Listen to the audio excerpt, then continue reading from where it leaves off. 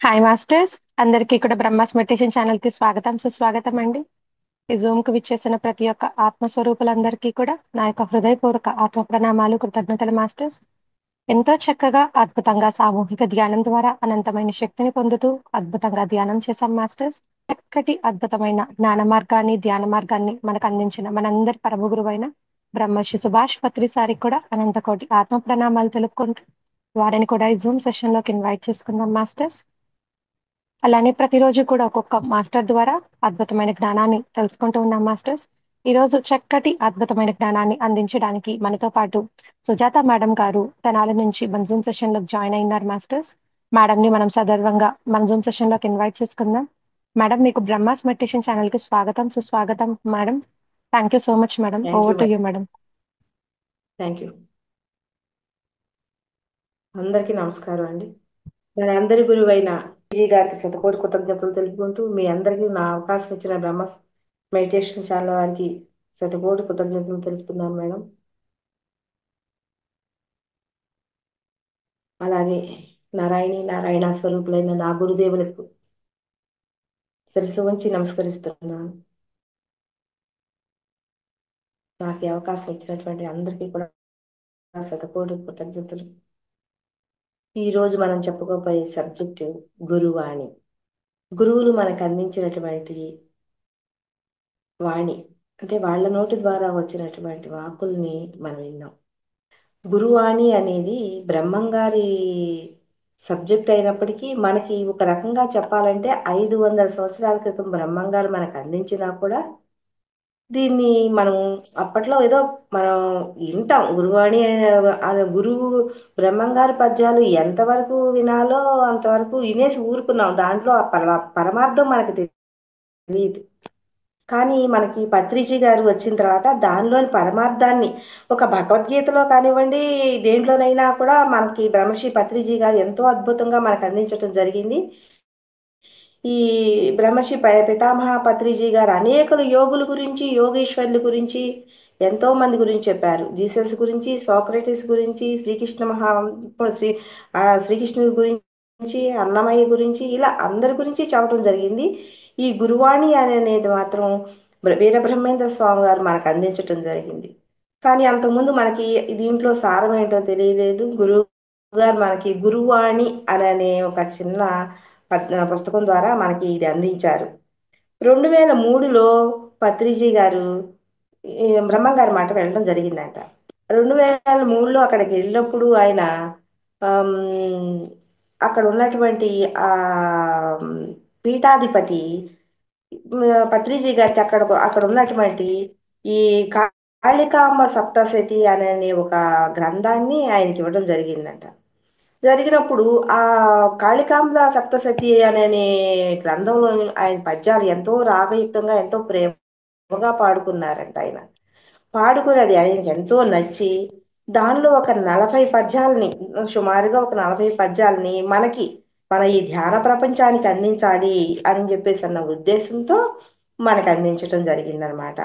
ఈ అందించటంలో పత్రిజీ గారు ఏం చేశారంటే దాన్ని రాగయుక్తంగా పాడుకుని దాన్ని ఈ కాళికాంబ సప్తశతి అనే గ్రంథంలో కూడా ఈ వీరబ్రహ్మేంద్ర స్వామి వారు ఏం చెప్పారంటే ఈ జంతు బలుల్ని ఖండించడం, శాకాహారం గురించి, ఆస్ట్రల్ ట్రావెల్స్ గురించి, ఇది మన శ్వాసే మనకు గురువు అని చెప్పి కర్మకాండలు నిషేధించటం, అట్లాగే మానవ సేవే మాధవ సేవ అని, సత్యవాక్కు ఫలాల గురించి, వీటి గురించి ఎంతో అద్భుతంగా బ్రహ్మంగారు చెప్పారు. పత్రిజీ గారికి ఇంకా బాగా నచ్చేసి, ఎందుకంటే మన పిరమిడ్ స్పిరిచువల్ సొసైటీ వాళ్ళ యొక్క ఆచరణలు కూడా ఇవే కదా, అందుకని ఇంకా బాగా నచ్చేసినాయి అనమాట. ఆయనకి నచ్చేసి ఎంతో ప్రేమగా అసలు ప్రతి పద్యంలోనూ బ్రహ్మంగారు చెప్పింది ఇంతకుముందు నేనైతే చదవలేదు, ఇంతవరకు ఏదో ఉన్నాయి అని అంతవరకే తెలుసు మనకి. ఇప్పుడు మనకి అందించారు. ప్రతి పద్యంలో కూడా మన పత్రిజీ గారి ప్రేమ, మన మీద ఉన్న ప్రేమ, మన పిల్లలు అందరూ కూడా బాగా ఇవి అర్థం చేసుకుని వాళ్ళు ఆచరించాలి అన్న తపన ప్రతి పద్యంలో కూడా చాలా అద్భుతంగా ఉందండి. ఒక పద్యం చూసి మొదలు పెట్టుకుందాం. భక్తులైన వారు పరిపక్వ బుద్ధిచే ధ్యానమందునాత్మనందగలరు. ఆత్మనంద శాశ్వతానంద సుఖమబ్బు కాళికాంబ హంస కాళికాంబ. భక్తులైన వారు పరిపక్వ బుద్ధిచే ధ్యానమందునాత్మనందగలరు. ఆత్మనంద శాశ్వతానంద సుఖమబ్బు కాళికాంబ హంస కాళికాంబ. ఇటువరకటి రోజుల్లో అయితేనండి మామూలుగా భక్తులైన వారు పరిపక్వ బుద్ధికి రావాలంటే ధ్యానం చేస్తే ధ్యానం మాత్రమే ఆత్మనందగలుగుతారు. ఆత్మనందితేనే శాశ్వతమైన ఆనందం వస్తుంది. కాళికాంబ హంస కాళికాంబ అని 2 ముక్కల్లో చెప్పేసేసుకునేవాళ్ళం.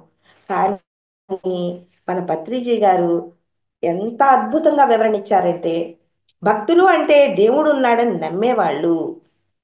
కానీ కొందరు ఏం చేస్తారు, దేవుడు అనేవాడు ఎక్కడా లేడు, మట్టి మట్టిలో కలిసిపోతుంది, గాలి గాలిలో కలిసిపోతుంది, ఆత్మ అనేది అసలు ఎక్కడా లేదు అని నాస్తికులు కొందరు ఉంటారు.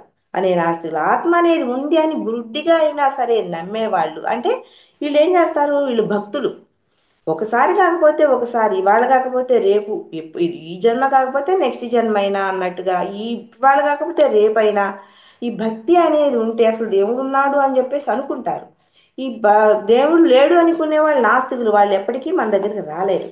ఈ దేవుడు ఆత్మ ఈ ఈ రకంగా ఈ భక్తి అనేది ఒక ఉంది అని అనే వాళ్ళు ఎప్పటికో ఒకప్పటికి ఈ ధ్యాన మార్గంలోకి రాగలుగుతారు. భక్తి అనేది ఏంటి, ఒక మూఢత, కారణం తెలియని ఒక నమ్మకం.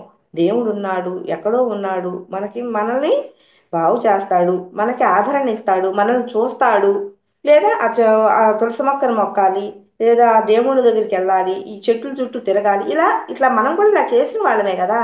ఇలా భక్తులు అనే వాళ్ళు ఈ విధంగా చుట్టూ చేస్తారు, ఈ మొక్కులు మొక్కాలి, ఆ మొక్కులు మొక్కాలి అని అనుకుంటారు. ఇప్పుడు మనందరం కూడా ఇలా చేసిన వాళ్ళమే. కానీ ఎవరైతే ధ్యానములోకి ప్రవేశించకుండా, అంటే ఆత్మ పదార్థాన్ని అనుభవించరో, వారు ఎప్పుడూ కూడా శాశ్వతమైన సుఖాన్ని పొందలేరు అని చెప్తున్నారు. ఎందుకని, ధ్యానం చెయ్యాలి అంటే అసలు ధ్యానం చెయ్యాలి అని చెప్పేసి అంటే ధ్యానానికి రావాలి అని అంటే బుద్ధి అనేది పరిపక్వత రావాలి. పరిపక్వత వచ్చినప్పుడే మనం ఈ ధ్యానానికి రాగలుగుతాం. మనం కూడా ఇంతకుముందు చూడండి, ఆ చెట్లమ్మట పొట్లమ్మట ఆ తులసమ్మకి తెల్లారేసి తులసమ్మకి రావి చెట్టు చుట్టూ తిరిగితే పిల్లలు పుడతారని చెప్పేసి, ఇక్కడ ఏ దేవుడు ఉన్నాడు, అక్కడ ఆ దేవుడు ఉన్నాడు అని చెప్పేసి మనం కూడా పరుగులు తీసుకునే వాళ్ళమే. కానీ ఇప్పుడు కాస్త మనకి ఈ బుద్ధి పరిపక్వత వచ్చి ఆ ధ్యానంలోకి రావటం జరిగింది. అదే చెప్తున్నారు ఇక్కడ. ఇప్పుడు ఈ పిరమిడ్ స్పిరిచువల్ సొసైటీ వారు ఎవరైతే వచ్చారో వాళ్ళందరూ కూడా, వారందరూ శాస్త్రానికి, ధ్యాన యోగానికి, ధ్యానాభ్యాసానికి పరిపక్వత బుద్ధి ఉన్న వాళ్ళే ఈ ధ్యానానికి వచ్చారు అని చెప్తున్నారు అనమాట. కొందరు ఏమనుకుంటారు, ధనమే శాశ్వతం, ధనమే శాంతి చేకూరుస్తుంది మనకు అనుకుంటారు, ధనంలోనే సుఖం ఉంది అనుకుంటారు కొందరు, ధనంలోనే పేరు ప్రతిష్టలు ఉన్నాయి అని అనుకుంటారు, పరిపక్వ బుద్ధి కలవాలని అనుకుంటారు. మనం అందరం కూడా ఇంతకు ముందు కూడా అదే అనుకునేవాళ్ళం. దీంట్లోకి రాకముందు ఏమనుకునేవాళ్ళం, ధనం ఉంటే చాలబ్బా, ధనం ఉంటే అన్నీ ఉన్నట్టే అనుకునేవాళ్ళం. ధనం ఉంటే ధనం ఉంటే మంచి చీరలు ఉంటే చాలు, ధనం ఉంటే చాలు, అవే వచ్చేస్తాయి, అన్ని ఎక్కడవన్నీ కొండ మీద కోతునే తెప్పించుకోవచ్చు అనుకునేవాళ్ళం. ఇవాళ అట్లా అనుకోగలుగుతున్నావా, అనుకోవట్లా. ఎందుకంటే మనకి విషయం తెలిసిపోయింది, ఇక్కడ రావటం వలన విషయం తెలిసిపోయింది మనకి. మనం కూడా ఒకప్పుడు అలా అనుకున్న వాళ్ళమే. ధ్యానమందు ఆత్మనందగలరు అంటే ఒకటి పక్కన ఎన్ని సున్నాలన్నా ఉండనివ్వండి, ఆ సున్నాల పక్కన ఒకటి ఉంటేనే దానికి వాల్యూ ఉంటుంది. ఆ సున్నాలకి ఆ ఒకటి అనేది లేకపోతే ఎన్ని సున్నాలు పెట్టినా వాల్యూ అనేది ఉండదు. అలాగే ప్రతి మనిషి యొక్క జీవితంలో, ప్రతి ఒక్క మనిషి జీవితంలో కూడా ఈ ధ్యానం అనేది లేకపోతే అది విలువ అనేది ఉండదు. ఏంటి, ధ్యానం అనేది లేకపోతే ఎందుకు విలువ ఉండదు, ధ్యానం ఒకటి ఉంటే సరిపోతుందా అంటే, ధ్యానం ఉంటే పరిపక్వమైన బుద్ధి వస్తుంది. మనము ఎంతటి హోదాలైనా ఉండనివ్వండి, ఒక లెక్చరర్ కానివ్వండి, కలెక్టర్ కానివ్వండి, అలాగే రాజకీయ నాయకులు కానివ్వండి, లేదా ఇద్దరు జాబ్ చేసే పెద్ద పెద్ద జాబ్ హోల్డర్స్ కానివ్వండి, ఎమ్మెల్యేలు కానివ్వండి, ఎంపీలు కానివ్వండి, ఎవరైనా కానివ్వండి, బుద్ధి పరిపక్వత రావాలంటే ఈ ధ్యానంలోకి వచ్చి తీరవలసిందే అని చెప్పేసి ఇప్పుడు 500 సంవత్సరాల క్రితమే బ్రహ్మం గారు చెప్పారు. కానీ అది ఎవ్వరికీ తెలియలేదండి. ఇప్పుడు మన పత్రిజీ గారు వచ్చి ఇంత విడమరిసి ఇంత మనకు అరటిపండు నోట్లో ఒలిచి పెట్టినట్టు ఎంత చక్కగా చెప్తున్నారో చూడండి. ఉం? ఎవరైనా సరే ఇవన్నీ ఈ ధ్యానంలోకి వస్తే ఏమవుతుంది, ఏకాగ్రత అనేది వస్తుంది. ఇంతకు ముందు చూడండి, మనం ఫ్యామిలీని నడుపుకున్న ఒక సాధారణ గృహిణిగా నేనే చెప్తున్నాను, నా ఉదాహరణ చెప్పుకుందామండి. మన సామాన్య గృహంలో ఎంతో మందికి అర్థమవుతుంది. ఈ ధ్యానంలోకి రాకముందు డబ్బులు ఎలా ఖర్చు పెట్టాలో మనకు అర్థమయ్యేది కాదు. అంటే చూసిందల్లా కొనుక్కోవాలనిపించేది. ఎక్కడ పొదుపుగా వాడాలి, ఎక్కడ రూపాయి ఖర్చు పెట్టాలని మనకు తెలియదు. అలాగే ఇల్లు కూడా నీట్గా ఎలా సర్దుకోవాలో తెలియదు. ఇటువరకు గంటల గంటలు చేసే పని ఇప్పుడు పావు గంటలో వచ్చేసి అక్కడ పెట్టేసి ఎక్కడ ఏ క్లాస్ ఉంది, ఏ జూమ్లో ఏ క్లాస్ జరుగుతుంది అని పరిగెత్తుతున్నామా లేదా? అది మనకి సమయపాలన చేసుకుంటున్నాము, సమయానికి విలువిస్తున్నాము, ఈ యొక్క ప్రకృతికి విలువిస్తున్నాము, తోటి మనుషులకి విలువిస్తున్నాము. ఇంత పరిపక్వత అనేది ఈ ధ్యానంలోనే మనకు వచ్చింది. ఈ ధ్యానం లేకపోతే ఇంత పరిపక్వత మనకు వచ్చేదా? అందుకే ఇక్కడ ఏం చెప్తున్నారంటే ఎమ్మెల్యేలు కానివ్వండి, ఎంపీలు కానివ్వండి, దేశాన్ని పరిపాలించే వాళ్ళకైనా, కలెక్టర్కైనా, ఒక ఉద్యోగస్తుడికైనా, ఒక టీచర్కైనా, ఎవరికైనా సరే బుద్ధి పరిపక్వత అనేది వస్తే వాళ్ళ యొక్క జీవితంలో ఇంకా రాణిస్తారు. వాళ్ళ ఉద్యోగానికి ఒక న్యాయం అనేది చేకూరుస్తుంది అని చెప్పేసి ఎంతో గొప్పగా చెప్తున్నారనమాట. ఏకాగ్రత అనేది ముందు ముఖ్యము. ఆ ఏకాగ్రత అనేది వస్తుంది. ఎవరైనా సరే ధ్యానంలో వస్తారో వారి పరిపక్వ బుద్ధి ఉన్నవారు, ధ్యానంలోనికి రాని వారికి బుద్ధి అనేది కొంచెం వికసించదు, వాళ్ళంతగా ఆలోచించలేరు అని చెప్పేసి చెబుతున్నారు. ఆ రోజుల్లోనే వీరబ్రహ్మేంద్ర స్వామి ఇంత బాగా చెప్పారు. దానికి ఉదాహరణ మనమే, ఎవరూ అక్కర్లేదు. ధ్యానానికి రాకముందు నా జీవితం ఏంటి, ధ్యానానికి వచ్చిన తర్వాత నా జీవితం ఏంటి అని మన జీవితాలను మనం పరిశీలించుకుంటే ఉదాహరణకి ఎక్కడికి వెళ్ళక్కర్లేదండి, మనమే సరిపోతాం. ఇంతకుముందు ఎంత సిల్లీగా ఆలోచించేవాళ్ళం, ఇప్పుడు మనల్ని మనమే ఒక జోకర్ని చూసుకున్నట్టు చూసుకోవాలి వెనక్కి తిరిగి చూస్తే. ఇంత సిల్లీగా ఆలోచించామా మనం మన జీవితంలో అని చెప్పేసి నేను చిన్న చిన్న విషయాలకే పోట్లాడుకోవడం, చిన్న చిన్న విషయాలకే అలగటం, ఎంత సిల్లీగా ప్రవర్తించేవాళ్ళం. కానీ ఇప్పుడు ఎంతో మెచ్యూరిటీగా ఉన్నాం. కారణం ఏంటి? ధ్యానంలోకి రావటం వలన మనకి పరిపక్వమైన బుద్ధి లభించింది. అదే చెప్తున్నారు ఇక్కడ. ప్రతి మాస్టర్ ఈ ఈ ఈ బ్రహ్మం గారు ఒక్కలే కాదు, ప్రతి మాస్టర్ కూడా జీసస్ క్రైస్ట్ కానివ్వండి, బుద్ధుడు కానివ్వండి. జీసస్ క్రైస్ట్ ఏమి చెప్పారు? దేవుని రాజ్యంలోకి ప్రవేశించాలి అంటే మీరు ఎక్కడ ఏం చేయాలని చెప్పారు? మీలోకి మీరు దేవుని రాజ్యంలోకి ప్రవేశించాలంటే మీలోకి మీరు ప్రవేశించండి అని చెప్పారు. మీ దేవుని రాజ్యం అంటే ఎక్కడుంది? మీలోనే ఉంది అని చెప్పారు జీసస్ క్రైస్తు కూడా. అట్లాగే ప్రతి ఒక్క మాస్టర్ కూడా ఇదే చెప్పారు. శాశ్వతానంద సుఖమబ్బు అని అంటే శాశ్వతమైన సుఖం ఎప్పుడు వస్తుంది?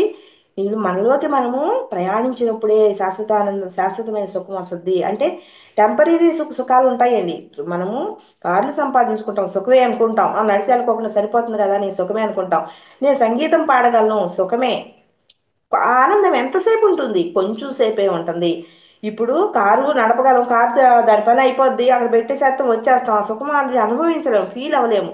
అలాగే సంగీతం పాడుకున్నంతసేపే ఫీల్ అవ్వగలుగుతాం. ఒక నాట్యం వచ్చు నాకు, నాట్యం చేయగలిగినంతసేపే నాకు ఫీల్ అవ్వదు. కానీ మనం ధ్యానం ఉందండి, ఈ ధ్యానం శాశ్వతానంద సుఖం అబ్బు అంటే శాశ్వతమైన సుఖం ఎప్పుడు వస్తుంది అని అంటే ఈ ధ్యానం అందే.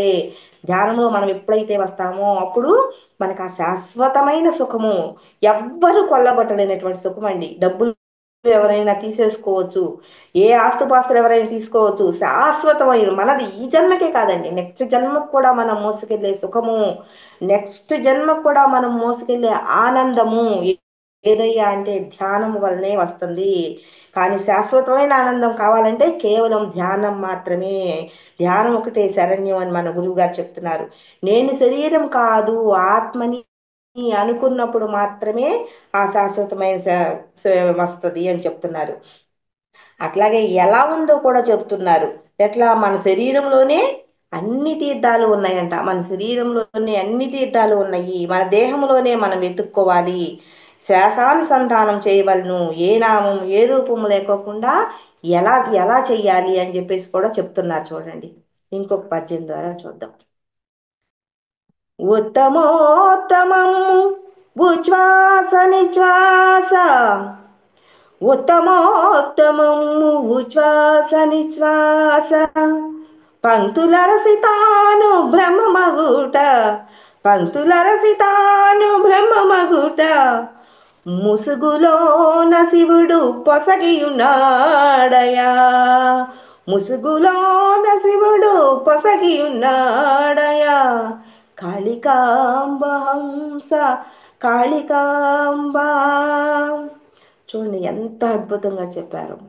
మన దేహంలోనే ఉన్న దివ్య తేజమే శ్వాస అంటున్నారు పత్రిజీ. ఇదే మన ఉచ్ఛ్వాస నిశ్వాస. ఈ ఉచ్ఛ్వాస నిశ్వాసలేనే తీర్థాన్ని మీరు గ్రోలాలి అని చెప్పేసి అంటున్నారు. ఈ ఉచ్ఛ్వాస నిశ్వాసలేనే తీర్థాన్ని మనం సేవించాలి, మనం తరించాల్సిన మార్గం ఇది ఒక్కటే అంటున్నారు. ఉత్తమోత్తమము, ఉత్తమమే కాదంటండి, ఉత్తమములో ఉత్తమం అంట మన శ్వాస నిశ్వాసలు. ఉత్తమములో ఉత్తమము శ్వాస నిశ్వాసలు మన శరీరంలోనే ఉన్నాయి. మన శరీరము ఒక మంచి తీర్థము అని చెబుతున్నారు. ఈ తీర్థాన్ని మీరు సేవించాలి. ఎలా సేవించాలి? రెండు కళ్ళు మూసుకోవాలి, శ్వాస మీద ధ్యాస ఉంచాలి. ఎప్పుడైతే రెండు కళ్ళు మూసుకుని శ్వాస మీద ధ్యాస ఉంచుతామో అది ధ్యానం. దీన్నే గౌతమ బుద్ధుడు ఏమన్నారు? ఆనాపానసతి అన్నారు. వీరబ్రహ్మేంద్ర స్వామి ఉచ్ఛ్వాస విశ్వాస పంక్తులర్సితాను బ్రహ్మమగుడు అని అన్నారు. మన గురువు గారు ఏమన్నారు? శ్వాస మీద ధ్యాస అన్నారు. ఎవరు ఎన్ని రకాలుగా చెప్పినా మార్గం ఒకటేనండి, అది గుర్తుపెట్టుకోండి. మనం ఎన్ని రకాలుగా చెప్పుకున్నా కూడా మార్గం అనేది ఒక్కటే. మనం శ్వాసను గమనించటం అంటే ఏమిటో ఇంతకు ముందు అసలు మనకి తెలియదు, అసలు మర్చిపోయాం కూడా. శ్వాస ఒకటి ఉంది అని మన జీవితంలో మనం మర్చిపోయాం. మనం మర్చిపోయి ఎంతో ఏమీ తెలియని వాళ్ళకిలాగానే, ఏమీ తెలియని అమాయకుల్లాగా బతికేసాం.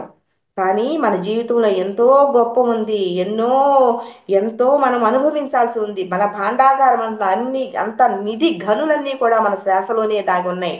అన్నీ కనుగొనలేనటువంటి ఎంత అద్భుతమైన మన శరీరాన్ని మన దగ్గర ఉంచుకుని మనం ఏం చేసాం? ఏమీ తెలియని వాళ్ళలాగా బతికేసేసాం. ఎప్పుడైతే మనం శ్వాసమే ధ్యాస పెడతామో చిత్తవృత్తి నిరోధం జరుగుతుంది. మనం థాట్లెస్ స్టేజ్కి వెళ్తామండి. చెంది మన మనసు ఏమవుతుంది? శూన్యం, మహాపరిశూన్యం అవుతుంది. మహాపరిశూన్యం సరి అదే ఆత్మ పదార్థమని, ఆ తరువాత అంతటా వ్యాపించి ఉన్న సర్వవ్యాప్తమైన ఆత్మ పదార్థాలు మనమే అని తెలుసుకుంటాము. అదే కదా అహం బ్రహ్మస్మి అంటే, ముసుగులోన శివుడు పొసగి ఉన్నాడయ్యా అని అన్నారు కదా. శివుడు నీ యొక్క శ్వాసనే ముసుగులోనే ఉన్నాడు అని చెప్పేసి చెప్తున్నారు అనమాట. ఈ యొక్క శ్వాసతో కూడి ఉంటే, అంటే మన శ్వాసతో మనం కూడి ఉన్నప్పుడు ఆ ముసుగు తీసివేయబడుతుంది. మన శ్వాసతో మనం ఎప్పుడైతే కూడి ఉంటామో మన మీద ఉన్న ముసుగు తీసివేయబడుతుంది. ఈ ముసుగు ఎలా తీసివేయబడుతుంది? ఎవరు రారంటండి ముసుగును తీసేయటానికి, మనమే తీసుకోవాలంట ఈ ముసుగు. అప్పుడు జీవుడే దేవుడు, జీవుడే శివుడు అని మనం తెలుసుకుంటాము. శివుడు అంటే మూడో కన్ను అన్నది శ్వాస అనే ముసుగులోనే ఉంది. ఆ ముసుగుని తీసివేసినప్పుడు అహం బ్రహ్మస్మి శివోహమని మనం తెలుసుకుంటాము. ఉత్తమోత్తమములు శ్వాస నిశ్వాస ఉత్తమమే కాదంటండి, ఉత్తమములో ఉత్తమము శ్వాస నిశ్వాసలు అని చెప్తున్నారు. కానీ ఈ ఉచ్ఛ్వాస ఉత్తమంలో ఉత్తమము అని చెప్తున్నారు. కానీ ఆ ముసుగుని ఎవరు తీయాలి? ఎవ్వరు తీయరు, మనమే తీసివేయాలి. ఆ ముసుగుని తీసివేయాలంటే ఏం చేయాలి? ప్రొద్దున కానీ మధ్యాహ్నం కానీ రాత్రి కానీ కూర్చోవాలండి. కూర్చుని మనలోకి మనం ప్రయాణించినప్పుడు ఈ ఉచ్ఛ్వాస నిశ్వాసలు జరిగినప్పుడు కూర్చున్నప్పుడు ధ్యానం చేయాలి. ఆ ధ్యానం చేసినప్పుడు ఈ ముసుగు తీసివేయబడుతుంది. అప్పుడు మనము ఏ శ్రీశైలము పోనక్కర్లా, ఏ తిరుపతి వెళ్ళక్కర్లా, ఏ విజయవాడ వెళ్ళక్కర్లా, ఏ కాశీ వెళ్ళక్కర్లా, ఏ జెరూసలేము కూడా మనం వెళ్ళక్కర్లేదండి. మనము రెండు కళ్ళు మూసుకుని చేతులు రెండు కట్టేసుకుని మన శ్వాస నిశ్వాసాలను ఎప్పుడైతే గమనిస్తామో ఈ ఉత్తమోత్తమము శ్వాస నిశ్వాసలు ఇయే కాకోకుండా ఈ ఉచ్ఛ్వాసంలోకి చేరినప్పుడు ఈ ముసుగు అనేది తొలగించబడుతుంది. మనలో ఉన్న శివుడు బయటపడతాడనమాట. ఈ పిరమిడ్ స్పిరిచువల్ సొసైటీ వారి మూల సిద్ధాంతం కూడా ఎక్కడైనా సత్యం ఒకటే. పిరమిడ్ స్పిరిచువల్ సొసైటీ వాళ్ళ వాళ్ళది కూడా ఇదే. బ్రహ్మంగారు చెప్పినా ఇదే, బుద్ధుడు చెప్పినా ఇదే, జీసస్ క్రైస్తు చెప్పినా ఇదే, ఎవ్వరు చెప్పినా ఇదే చెప్తున్నారు. సత్యం అనేది ఎక్కడైనా ఒకటే అని చెప్పేసి నొక్కి చెప్తున్నారు. ఏకం సత్. దీన్ని అన్నమాచార్యుల వారు ఊపిరిలో దేవుడున్నాడు యోగేంద్రులకు అన్నారంటే కాయపుటి ఊపిరిలో గని ఉన్నది అని చెప్పేసి చెప్పారు. ఉత్తమోత్తములైన ఉచ్ఛ్వాస నిశ్వాస పంక్తులర్చి మనం బ్రహ్మలమవుదాం. ఈ మనం కూడా బ్రహ్మలం అవుదాం అని చెప్పేసి వీరబ్రహ్మేంద్ర స్వామి వారు చెప్పారనమాట. ఎవ్వరు చెప్పినా కూడా సత్యం అనేది ఒకటే, ఎవరు చెప్పినా కూడా ఒకటే. అది ధ్యానం చెయ్యండి, మీలోకి మీరు ప్రవేశించండి అని చెప్పేసి చెప్తున్నారు అనమాట. నిజంగా ఆ శివుడు ఆ ముసుగులోనే ఉన్నాడా? ఎక్కడున్నాడు ఆ శివుడు? నిజంగా ఉన్నాడా? ఎక్కడున్నాడు? ఎలా ఉంటాడు అని చెప్పేసి తెలుసుకోవాలంటే ఇంకొక పద్యంలోకి వెళ్ళాలి. ఆ శివుడిని ఎలా మనం పట్టుకోవాలో కూడా చాలా అద్భుతంగా చెప్పారండి ఇంకొక పద్యం ద్వారా. అసలు దృష్టి ఎక్కడ నిలపాలి అనేది కూడా చాలా అద్భుతంగా చెప్పారండి. చూద్దాం.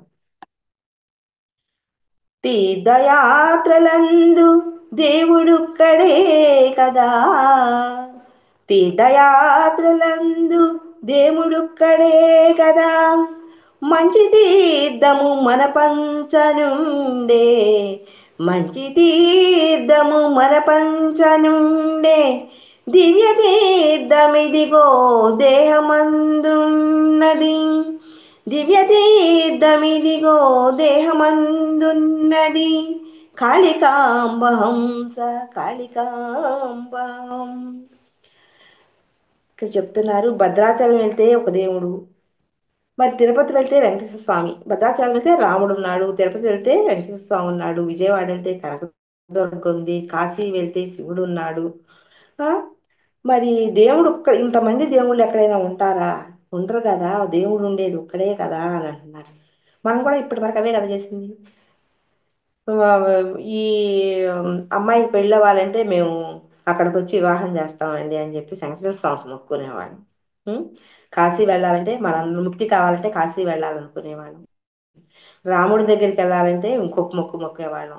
అక్కడ తలంబరాలు తెచ్చి మన ఇంట్లో వేసుకుంటే కానీ మన పిల్లలకు పెళ్ళిళ్ళు కావాలనుకునేవాళ్ళం. అమ్మవారి దగ్గరికి వెళ్తే మన కోరికలన్నీ తీర్చుద్ది అనుకునేవాళ్ళం. కొల్హాపురం వెళ్తే లక్ష్మీదేవి ఉందనేవాళ్ళం. ఇలా రకరకాల దేవుళ్ళమని మనము తిరిగిన వాళ్ళమే, మనందరికీ తెలుసు, మనకు బాగా తెలుసు. కానీ ఈ పద్యాలు ఇప్పుడు పత్రిక నుంచి చెప్తేనే మనకు తెలుస్తుంది. కానీ మనకందరికీ ఇట్లా తిరిగిన వాళ్ళమే. ఏ తీర్థయాత్రలకు వెళ్ళినా కదా దేవుడు ఒక్కడే కదా అని చెప్పేసి అంటున్నారు వీరబ్రహ్మేంద్ర స్వామి వారు. ఆ దేవుడు ఎక్కడున్నాడు? మీ దేహంలోనే ఉన్నాడు అని చెప్పేసి చెప్తున్నారు. ఇలా ముక్తి మార్గం ఏ తిరుపతిలోనూ లేదు, ఏ కాశీలోనూ లేదు, ఏ శ్రీశైలంలో లేదు, ఏ విజయవాడలోనూ లేదు, ఏ బెరూసలేంలోనూ లేదు. దివ్య తీర్థం ఇదిగో నీ దేహం అందున్నది అని చెప్పేసి ఎంత గొప్పగా చెప్పారు చూడండి. దివ్య తీర్థం అసలు నీ దగ్గర ఉంది, ఇది సేవించుకో అని చెప్పేసి చెప్తున్నారు. మనలో ఉన్న ఆ తీర్థాన్ని త్రాగుదాం. సకల తీర్థయాత్రల్లోనూ సకల తీర్థాల్లోనూ ఉన్నది ఒక్కటే, ఒక్క దైవత్వమే. అదే ఆ ఆత్మతత్వం. అన్ని చోట్ల ఏది ఉందో మన దగ్గర కూడా అదే ఉంది అని చెప్తున్నారు. అన్ని చోట్ల ఎన్ని గుళ్ళకి వెళ్ళినా ఎక్కడికి వెళ్ళినా కూడా ఏదైతే ఉందో మీ దగ్గర కూడా అదే ఉంది. మంచి తీర్థము మన పంచన ఉంది, మంచి తీర్థం ఎక్కడో లేదు, మీ దగ్గరే ఉంది అని చెప్తున్నారు. మన దేహంలోనే ఉంది, దేహంలో సర్వం ఉండగా అని వేమన కూడా చెప్పారంట. శంకరాచార్యులు కూడా ఈ బ్రహ్మాండంలో ఏదైతే ఉందో ఈ పిండాండంలో, ఆయన చెప్తారు కదా, ఈ బ్రహ్మాండంలో ఏమైతే ఉందో ఈ పిండాండంలో అదే ఉంది అని చెప్పేసి మన శంకరాచార్యులు గారు కూడా ఎప్పుడో చెప్పేశారు. కానీ అది మనకి అర్థం కాల. ఎవరైతే చెప్పారో చెప్పుకుంటా వెళ్ళిపోయారు. దాన్ని విమర్శించి ఇంత విడమర్చి చెప్పిన వాళ్ళు ఎవరు లేరు. కానీ ఆది నుంచి చెబుతూనే ఉన్నారు.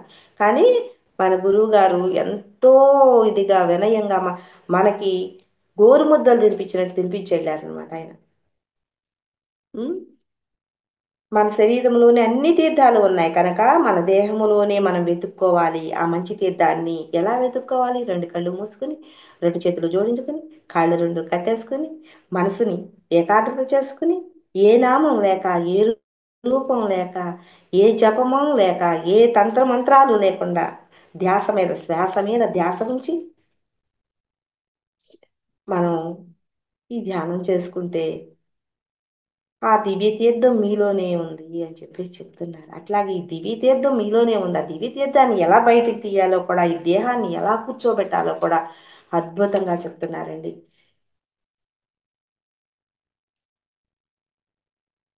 కాయమనడి విల్లు కదలకుండగబట్టి, కాయమనడి విల్లు కదలకుండగబట్టి, బుద్ధి అనడి నారి పారలకుండ, మనసనేటి యంబు గురి చేయరా.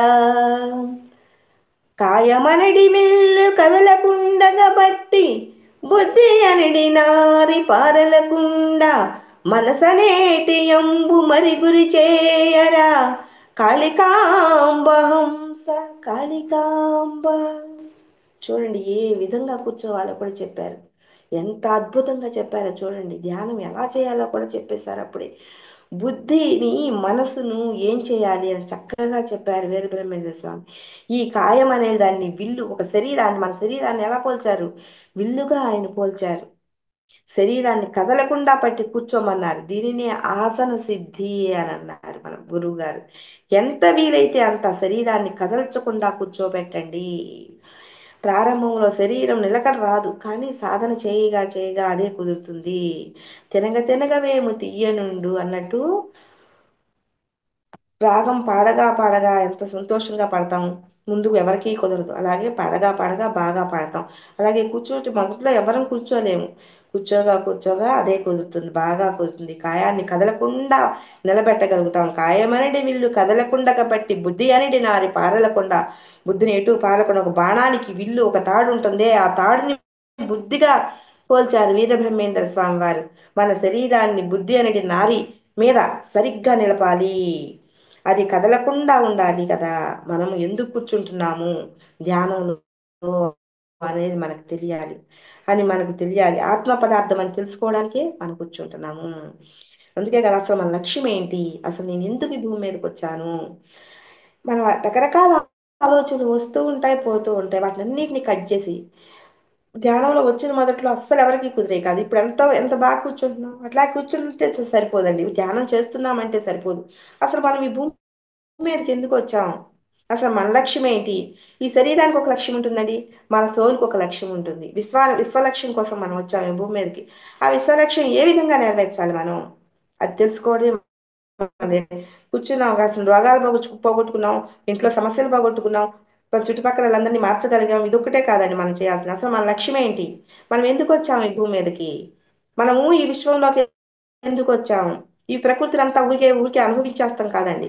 ఈ పంచభూతాలు ఎలా అయితే నిష్పక్షపాతంగా సూర్యచంద్రులు ఎలా అయితే మన కోసం ఈ నిరంతరము కష్టపడుతున్నారో, ఈ సోలు వచ్చింది ఈ భూమి మీద ఎందుకు ఏంటి అనే లక్ష్యం కూడా మనం తెలుసుకోగలగాలి. ఆ లక్ష్యం కోసమే మనం జీవించగలగాలన్నమాట. ఆత్మ పదార్థం అని మనం తెలుసుకోవడం కోసమే కదా మనం ఏం చేస్తున్నామో అది తెలుసుకోవడానికి నిష్ఠతో దాని పట్ల నిమగ్నం కావాలి. బుద్ధి ఎటు పారకుండా చేసినప్పుడే అది, ఈయన చెప్పినట్టు బుద్ధి ఎటు పారకుండా చేసినప్పుడే అది ఇదవుతుందన్నమాట. బుద్ధి పారలకుండా మనసు అనేటి అంబు మరి గురి చేయరా. అంబుని చూడండి, మనసు అనేటి అంబుని గురి చేయమంటున్నాడు. ఈ మనసుని గురి చేయండి, మీ లక్ష్యం వైపు గురి చేయండి. మీ లక్ష్యం ఎటుందో చూసుకోండి, ఈ లక్ష్యం వైపు ఈ మనసుని పెట్టమంటున్నాడు గురి. అర్జునుడు గనక ఏం కనపడుతుంది నీకంటే ఒక కన్నే కనపడుతుంది అని చెప్పాడు దోణ. అట్లాగే మనకేం కనపడాలి, మన లక్ష్యం ఒకటే కనపడాలి. ఇప్పుడు ఏది కూడా కనపడటానికి వీల్లేదు. మన మనసుని ఏకం చేయాలి. మనసుని ఏకం చేయాలంటే శ్వాస మీద ధ్యాస ఉంచాలి. అప్పుడు దృష్టి అంతా కూడా దాని మీద నిలబడుతుంది. మనం ఏమాత్రం కదలకుండా మనం కూర్చోగలగాలి. మనం కాళ్ళు నొప్పులు వస్తాయి, ఫస్ట్లో స్టార్టింగ్లో ఒళ్ళు నొప్పులు వస్తాయి, అయినా కూడా మనం కూర్చోవాలి. మనకు అమ్మయ్య నాకు రోగాలన్నీ తగ్గిపోయి, నా కుటుంబ సమస్యలన్నీ సరిపోయినాయి, ఆ రోజుకు పొద్దున గంట సాయంత్రం గంట చేసుకుందాంలే అయిపోతుంది అని అనుకుంటే చాలదండి. ఎందుకంటే మళ్ళీ మనం ఈ జీవిత చక్రంలో పడాల్సిందే. ఇప్పటి వరకు మన లక్ష్యం తెలుసుకునే వరకు, మన లక్ష్య సాధన తెలుసుకునే వరకు. పత్రి గారు వచ్చారు, ఆయన జీవితాన్ని మొత్తం శ్వాస మీద ధ్యాస పెట్టి ఇంతమంది దేవుళ్ళని అందించారు ఆయన భూమి మీదకి. అలాగే మన లక్ష్యం ఏంటో కూడా మనం తెలుసుకోవాలి. తెలుసుకునే వరకు తెలుసుకోలేదు, మన కుటుంబ సమస్యలు తీరిపోయినాయి, మన రోగాలు తగ్గిపోయినాయి, ఒక గంటే చేసాం, పొద్దున గంట సాయంత్రం గంట చేసాం, ఆ పొద్దున సాయంత్రం భోజనం చేసినట్టే ఇది కూడా చేసాం అయిపోయింది అనుకుంటే మళ్ళీ ఈ జీవిత చక్రంలో పడాల్సిందేనండి, పడాల్సిందే, తిరగాల్సిందే, తిరగాల్సిందే. మనం మన శ్వాసను గమనించుకోవడం మర్చిపోయాం. మనము ఒకప్పుడు మన శ్వాసను గమనించేవాళ్ళం, కానీ ఇప్పుడు మర్చిపోయాము. మన జీవితం ఒక పక్క, శ్వాస ఒక పక్క అనుకున్నాం, కానీ పాటలు పాడుకుంటూ, సంగీతం పాడుకుంటా ఎన్నో చేసుకుంటున్నాం. ఆహారం తింటాం, అవి వండుకోవడం, తినటం, పండగలు చేసుకోవడం, పబ్బాలు చేసుకోవడం, చుట్టాలకి వెళ్ళటం, ఫ్రెండ్స్కి వెళ్ళి వెళ్ళటం, ఇవన్నీ చేసుకున్నాం. కానీ మనకు శ్వాస ఒకటి ఉంది అని అనేది మర్చిపోయాం. కానీ ఇప్పుడు మనకు మన గురువు గారు వచ్చి అన్నీ గుర్తు చేశారు. మన లక్ష్యం ఏంటో గుర్తు చేశారు, మళ్ళీ మన జన్మ ఏంటో గుర్తు చేశారు. కాబట్టి మనం అసలు నిర్ణయం ఏంటో తెలుసుకోవాలి. ఆత్మ యొక్క ప్రచండ శక్తిని మనం మర్చిపోయాం. అసలు ఆత్మకి ఎంత గొప్ప శక్తులు, ప్రచండ శక్తి. ఆ యొక్క శక్తి ఏంటి, ఎంత దైవత్వం ఉంది ఆత్మలో. మన ఆత్మలో ఎంతో దైవత్వం ఉంది. మనం ఆనందంగా బ్రతకడానికి వచ్చామండి ఇక్కడికి. ఇక్కడ ఆనంద స్వరూపులం, మనం శక్తి స్వరూపులం, మన జ్ఞాన స్వరూపులం, మన జ్ఞాన భాండాగారం మన దగ్గర ఉంది. శాంత స్వరూపులం, మనం ప్రేమమూర్తులం. ప్రేమ తప్పితే ఇంకోటి మనకి తెలియదండి. కానీ అది అన్నీ మర్చిపోయి ఉన్నాం మనము. మనం సుఖపడటానికి వచ్చామండి ఇక్కడ, మనం సుఖంగా అందరినీ ఉంచటానికి వచ్చాము. మనము పవిత్ర స్వరూపులం, అసలు మన జన్మే పవిత్రత. మనము సర్వశక్తి స్వరూపులం. మనకున్న ఈ 7 గుణాలని మర్చిపోయాం. కానీ ఏం చేసాము, మనకు ఆత్మకున్న ప్రచండ శక్తిని మర్చిపోయి మాయలోకంలో పడిపోయాము. ఇప్పుడు ఈ శక్తులన్నింటినీ బయటికి తీయాలి. శక్తులన్నింటినీ బయటికి తీయాలంటే మనం శ్వాస మీద ధ్యాస పెట్టాలి. మనము మౌనంగా, మనం ఇప్పుడు బ్రహ్మంగారు చెప్పినట్టు మనసు అనే అంబుని గురి చేయాలి. ఎటు మన లక్ష్యం వైపు గురి చేయాలి. దృష్టి నిలిపినేని దేవుడు దిగివచ్చు, దృష్టి నిలపడేని నష్టపడును, దృష్టిలోన సర్వ సృష్టి పుష్టమౌను. దృష్టి నిలిపినేని దేవుడు దిగివచ్చు, దృష్టి నిలపనేని నష్టపడును, దృష్టిలోన సర్వ సృష్టి పుష్టమౌను. కాళికాంబహంస, కాళికాంబ. చూడండి, ఇక్కడ రావణాసురుడు దృష్టిని నిలిపాడు, హిరణ్యకశిపుడు దృష్టిని నిలిపాడు. మరి దేవుడు దిగి రాలేదా? రావణాసురుడు ఎలా దృష్టిని నిలిపాడు? శివుడి కోసం తపస్సు చేశాడు, దృష్టిని దిగి వచ్చాడు. హిరణ్యకశిపుడు దృష్టిని నిలిపి తపస్సు చేస్తే శివుడు దిగి వచ్చాడు. మరి గౌతమ బుద్ధుడు దృష్టిని నిలిపాడు, శ్రీకృష్ణ పరమాత్మ దృష్టిని నిలిపారు. మరి రమణ మహర్షుల వారు కూడా దృష్టిని నిలిపారు. అలాగే జీసస్ క్రైస్తు కూడా దృష్టిని నిలిపారు. వీరబ్రహ్మేంద్ర స్వామి వారు కూడా దృష్టిని నిలిపారు. ఎవరు దృష్టిని నిలిపినా కూడా ఎంతో కొంత సాధించే ఉన్నారు. మనకందరికి వీళ్ళందరి గురించి తెలుసు. కానీ మన పత్రిజీ గురువు గారు, పరమ గురువులు, ఆయన కూడా దృష్టిని నిలిపారు. ఎంతమంది దేవుళ్ళని దించారండి ఆయన. నిజంగా ఆయనకి హ్యాట్సాఫ్. ఆయన్ని దృష్టిని నిలిపారు. ఎంతమంది దేవుళ్ళని దించారు చెప్పండి. ప్రతి ఒక్కళ్ళలోనూ దేవుడు ఉన్నాడయ్యా, అందరూ దేవుళ్ళేనయ్యా. Dear masters, dear friends, dear మా గాడ్స్ అని పిలిచి ఇంతమంది దేవుళ్ళని దించారు. అట్లాగే దృష్టి నిలిపితే మంచివాడా చెడ్డవాడా అనేది అసలు ఆ యూనివర్స్కి, ఆ పరమాత్మకి, ఆ సృష్టికర్తకి, ఆ మూల చైతన్యానికి అక్కర్లేదండి. దృష్టి నిలపటం ఒకటే కావాలి. చెడ్డవాడైన రావణాసురుడు దృష్టి నిలిపాడు, దిగొచ్చి ఏం చేశాడు, వరాన్ని ఇచ్చాడు. హిరణ్యకశిపుడికి వరాలు ఇచ్చారు. కానీ వాళ్ళు ఏం చేశారు, వాళ్ళు వాళ్ళు ఇంకొక మార్గంలో వాడుకున్నారు. కానీ గౌతమ బుద్ధులు వారు అనగా, కృష్ణుడు అనగా, జీసస్ క్రైస్తు అనగా, మన పత్రి గారు అనగా దృష్టిని నిలిపి ఏం చేశారు, సమాజం కోసం, ఈ విశ్వ సమాజం కోసం పాటుపడ్డారు. ఎన్ని రకాలుగా చేశారు. దృష్టి నిలబెట్టే కదా ఇంతమంది దేవుళ్ళని దించారు ఆయన. మన గురువు గారు తబలా ఎవరు నేర్చుకున్నా వాళ్ళ వశం అవుతుందంటండి. సంగీతం ఎవరు నేర్చుకున్నా వాళ్ళ వశం అవుతుంది. అలాగే కార్లు ఎవరు నేర్చుకున్నా వాళ్ళ వశం అయిపోతాయి. అంతే కదా, ఎవరు నేర్చుకున్నా కూడా వాళ్ళ వశం అవుతాయి. అట్లాగే తబలా ఎదురు చూస్తుందంట, నన్ను ఎవరు నేర్చుకుంటారా అని. ఎవరు తపస్సు చేస్తూ ఉంటారా, ఎవరు ధ్యానం చేస్తూ ఉంటారా అని చెప్పేసి పరమశివుడు కూడా ఎదురు చూస్తూ ఉంటారంట. పరమశివుడు అనివ్వండి, మూల చైతన్యం అనివ్వండి, హాస్టల్ మాస్టర్స్ అనివ్వండి, ఎవరైనా సరే వాళ్ళు కూడా ఎదురు చూస్తూ ఉన్నారండి. ఎందుకంటే వాళ్ళందరూ ఆత్మోన్నతి పొందేశారు, ఆత్మ చైతన్యంలో ఉన్నారు. వాళ్ళు ఎంతో కాంతివంతమై ఉన్నారు. వాళ్ళందరూ కూడా వీళ్ళందరూ ఎప్పుడెప్పుడు వీళ్ళందరూ దృష్టి నిలుపుతారు, ఎప్పుడెప్పుడు వీళ్ళకి సహాయం చేద్దాం అని చెప్పేసి వాళ్ళందరూ కూడా ఎదురు చూస్తున్నారంటండి. ఎందుకంటే వాళ్ళ ముందు ప్రత్యక్షం అవుదాము, వాళ్ళ ప్రత్యక్షం అయ్యి వాళ్ళు అసలు మంచివాడా చెడ్డవాడా అన్న ప్రసక్తే లేదు. ఎవరికైనా దేవుడు దిగి వచ్చేటప్పుడు మనం ఎందుకు దృష్టిని నిలపకూడదు? నిలపాలి, మనం తప్పకుండా నిలిపి తీరాలి. సాధన చేయండి, సిద్ధిని పొందండి అని అంటున్నారు ఇక్కడ. సాధన చేసినా ఫలితం ప్రత్యక్షం అవుతుంది. సిద్ధి అంటే దేవుడే, దేవుడే అంటే సిద్ధే. ఎప్పుడైతే నీవు సాధన చేస్తావో ఫలితాన్ని తప్పక పొందుతావు నువ్వు అని చెప్తున్నారు ఇక్కడ. దృష్టి నిలిపితే అంటే ధ్యానం చేస్తే, నీవు ధ్యానం అనే దాని మీద నీ మనసుని ఏకాగ్రం చేస్తే, నీ శ్వాస మీద ధ్యాస గనక మనం పెట్టగలిగితే, అప్పుడు ఏం చేస్తారు, మాస్టర్స్ అందరూ కూడా వస్తారంట. మన దివ్య దృష్టి ముందర ఎప్పుడెప్పుడు కనపడదామా అని చెప్పేసి మన చుట్టూ అంతా కూడా దృష్టి తిరుగుతున్నారంట. కానీ మనం ఏం చేస్తున్నాం, ఒక 10 నిమిషాలు కూర్చుంటున్నాం, నడుము నొప్పిగా ఉందనుకుంటున్నాం, లెగుస్తున్నాం, పడుకుంటున్నాం, మళ్ళీ 10 నిమిషాలు కూర్చుంటున్నాం. ఇవాళ చేస్తున్నాము ఒక గంట, రేపొద్దున ఏం చేస్తున్నాం, వాళ్ళ ఇంట్లో పెళ్ళి ఉందని, ఇంట్లో పేరెంట్ ఉందని, లేదా అబ్బాయి వచ్చాడని, అమ్మాయి వచ్చాడని ఎక్కువగా టయాన్ని ఇలా వేస్ట్ చేసేసుకుంటున్నాం. అట్లా వద్దని చెప్తున్నారు మాస్టర్స్. ఏం చెప్తున్నారు, దృష్టి నిలపని దేవుడు దిగివచ్చు. హిరణ్యకశిపుడు చెడు కార్యాలకి ఉపయోగించుకున్నాడు, అట్లాంటి వాళ్ళకే దృష్టి నిలుపుగాలేంది. మనము దృష్టి నిలిపితే ఎందుకు దేవుడు దిగిరాడు? తప్పకుండా దిగి వస్తాడు, దృష్టిని నిలపండి అని చెప్తున్నారు. హాస్టల్ మాస్టర్స్ అందరూ కూడా క్యూలో ఉన్నారంట. ఎందుకు, భూమి ఎంతో పరిణామం చెందింది. ఇప్పుడు ఎప్పుడెప్పుడు వీళ్ళందరినీ కూడా వాళ్ళలో ఉన్న గుణాలన్నింటినీ కూడా మనం వెలికి తీయాలి. ఎప్పుడెప్పుడు వీళ్ళందరినీ దేవతలుగా మార్చాలి, ఎప్పుడెప్పుడు వీళ్ళల్లో ఉన్న దివ్య శక్తులన్నీ బయటికి తీసుకుంటారు అని చెప్పేసి ఎంతో ఆతృతగా పరమశివుడు ఎప్పుడు ధ్యానం చేస్తాడని ఆయన ఎదురు చూస్తున్నారు. రాష్ట్ర మాస్టర్స్ ఏం సహాయం చేద్దామా వీళ్ళకి, ఎప్పుడు వీళ్ళు మనల్ని సహాయం అడుగుతాడా అని చెప్పేసి ఎదురు చూస్తున్నారంట. కాబట్టి మనం కూడా తప్పనిసరిగా మీరు కూడా ధ్యానం చేయండి. వాళ్ళందరూ క్యూలో ఉన్నారు, మీరు మనసు ఏకం చేస్తే చాలు అని చెప్పేసి వాళ్ళందరూ పరుగున వస్తారు అని చెప్పేసి అంటున్నారు. అట్లాగే ఎవరైతే ధ్యానం చేయరో, దృష్టిని నిలపరో వాళ్ళు రకరకాలుగా నష్టపోతారు అని చెప్పేసి చెప్తున్నారు.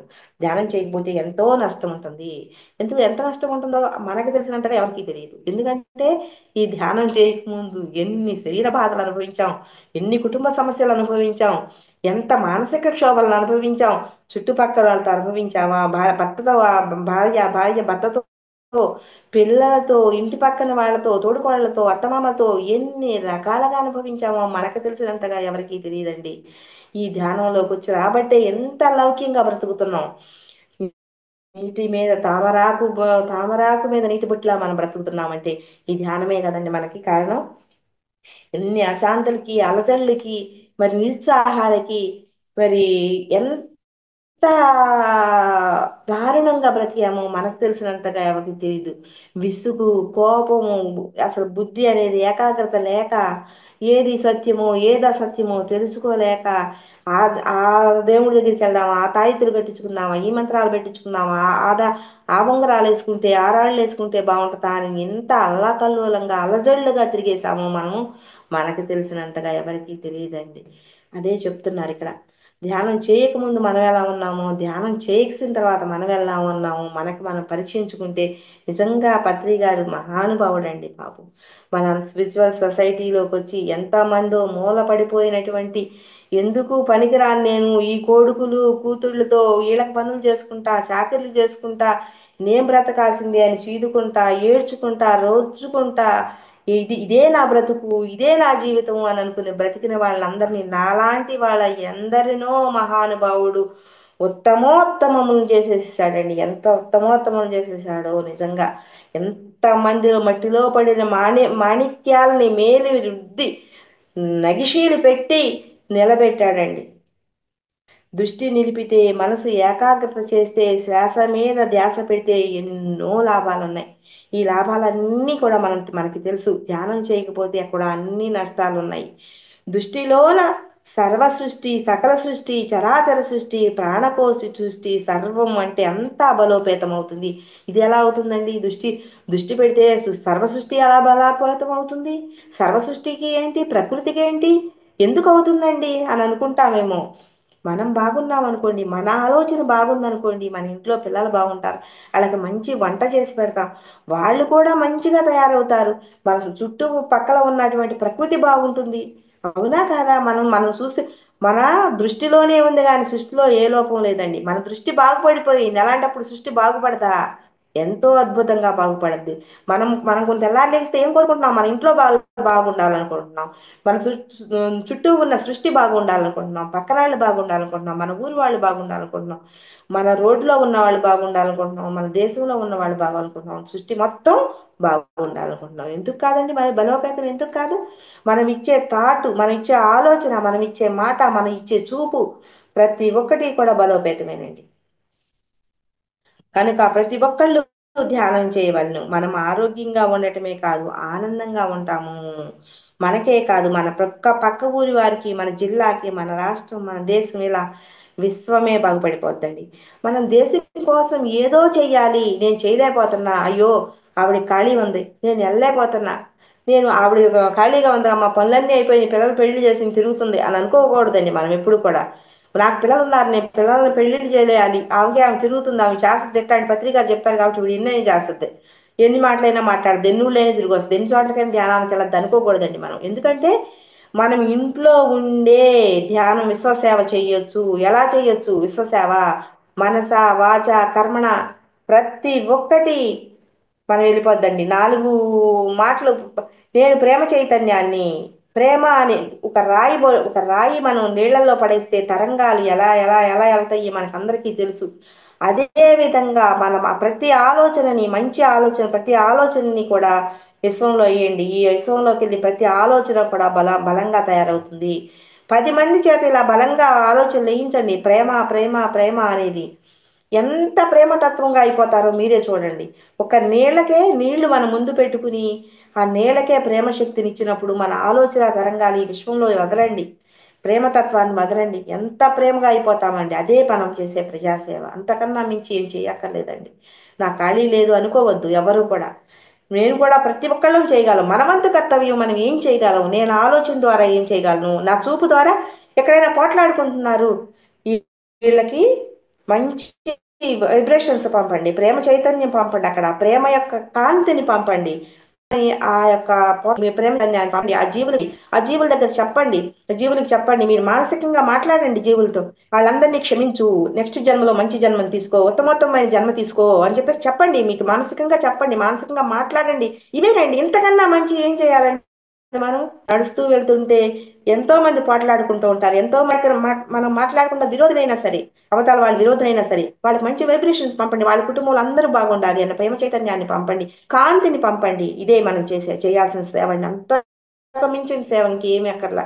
నిరంతరము ఆ ధ్యాసలో ఉండి అదే ఒక ధ్యానం అండి.